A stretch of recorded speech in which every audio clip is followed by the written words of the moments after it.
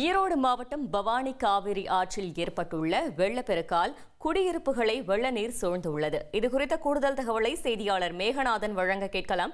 மேகநாதன், வணக்கம். வெள்ளப்பெருக்கு ஏற்பட்டிருப்பதால் அப்பகுதி மக்கள் பாதுகாப்பாக வெளியேற்றப்பட்டனரா? முழு தகவல்களை சொல்லுங்க. வணக்கம்.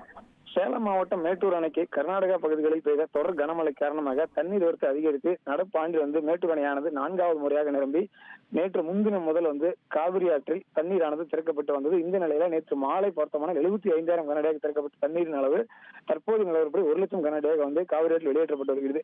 இதே போல ஈரோடு மாவட்டம் சத்தியமங்கலம் அருகே உள்ள பவானிசாகர் அணை நீர்பிடிப்பு பகுதிகளான கேரள மாநிலத்தில் பெய்த கனமழை காரணமாக பவானிசாகர் அணையானது 100 அடியை எட்டிய நிலையில அணையிலிருந்து வினாடிக்கு நேற்று மாலை படி பார்த்தோம்னா 20,000 கனஅடி தண்ணீரானது வெளியேற்றப்பட்டு வந்தது. இந்த நிலையில அணைக்கு வரக்கூடிய நீர்வரத்தானது 16,000 கனஅடியாக வெளியேற்றப்பட்டது. தொடர்ந்து இந்த தண்ணீர் பார்த்தோம்னால் பவானி ஆறு வழியாகவும் மேட்டூர் அணையில் திறக்கப்படக்கூடிய தண்ணீரானது காவிரி ஆறு வழியாகவும் தொடர்ந்து வெளியேற்றப்பட்டு வந்த நிலையில பவானி நகர்ப்பகுதியில் இருபுறமும் இந்த இரண்டு நதிகளும் இணைந்து ஒரே காவிரியாக சொல்லக்கூடிய பவானி கூடுதலை பகுதி முழுவதுமாக வெறும் வெள்ளக்காடாக காட்சியளிக்கக்கூடிய காவிரி ஆறு இருபுறமும் கரை புரண்டு ஓடக்கூடிய சூழல்ல பவானி நகராட்சிக்கு உட்பட்ட கந்தன்பட்டறை, பசுவேஸ்வரர் வீதி, தினசரி மார்க்கெட், பழைய பாலம் அருகே உள்ள பாலக்கரை வீதி, அதே போல பவானி ஆற்றின் அருகே உள்ள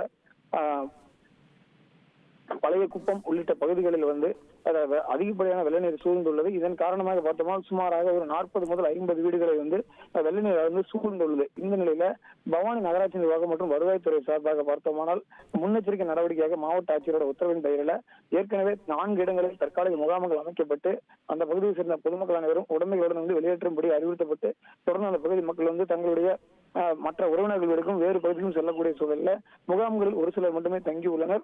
தொடர்ந்து பாதுகாப்பு முன்னெச்சரிக்கை நடவடிக்கையாக வருவாய்த்துறையினர் மற்றும் போலீசார் தொடர்ந்து காவிரி ஆற்றின் கரையோர பகுதிகளில் தொடர்ந்து ரோந்து பணி மேற்கொண்டும் ஆய்வு மேற்கொண்டும் வருகின்றனர்.